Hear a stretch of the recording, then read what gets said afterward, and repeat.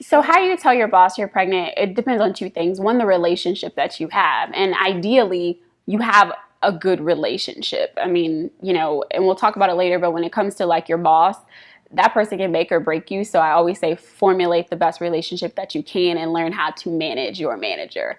That all being said, the first time I told my boss, and I've had a couple bosses, but the first time I told her, she actually did not have any children, single woman, climbing up the corporate ladder.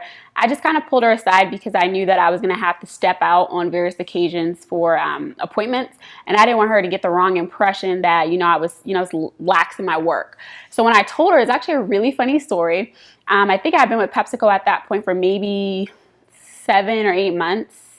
And when I told her, she actually thought I was quitting. So she was actually, freaking out. And I really just said, hey, I want to talk to you about something. Can you sit down for a second? And she was just like, are you quitting? Are you quitting? You're so good. And that's actually the first time, one, she ever gave me feedback. So I was like, oh, I am doing good. And then two, I was just like, I'm not quitting. I'm just really trying to tell you that I'm pregnant, and just want to, let you know what my expectations are going forward, because you do need to set the expectations of what that's going to look like, whether you're having a completely normal pregnancy or whether, there are some trials or tribulations while you're pregnant. So she was very fine with it. The other question for me specifically that was unique was that, my partner, he was actually in Houston and she knew that.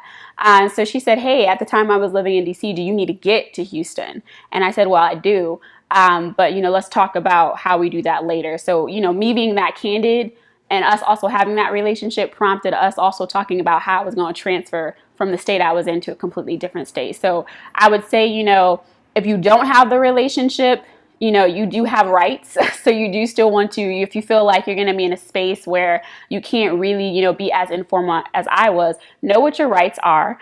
There are a number of things for pregnant women, from accommodation to things along those lines. So just, really just be very clear, very business, and, again, set the expectations. You don't want to surprise your boss. I think, certainly we run a fine line between how private you want to be, and also really telling them, hey, I don't want you to repeat this to others if you're new, when you are the one that wants to announce it, so you can really control that as well. And then if you have, positions on the line where for this pregnancy, because I'm pregnant now, I had roles that I was going after that were very much high travel, like 30% high travel. And it was really, me and my other boss, we have a really good relationship. She's a mom of two. She gets it. She's done a lot of things, and me just really knowing her life, I knew what she was going to be ecstatic. But it was me candidly saying, hey, do you think I can do this job with the third child? And she was just like, no. And it wasn't her saying like, oh, because you're pregnant. It was more so because she said, I know how you are as a mom. I know what you want to put out. And she's like, with two, potentially, because they're a little bit older, but with a third, like a newborn, it would be a lot more difficult, but it's still a personal decision. So again, it's really about having that relationship, but also just being very honest with yourself. And also you set the boundaries. Don't feel like you are being, I would say, bullied or pressured into whatever boundaries they want to set for you.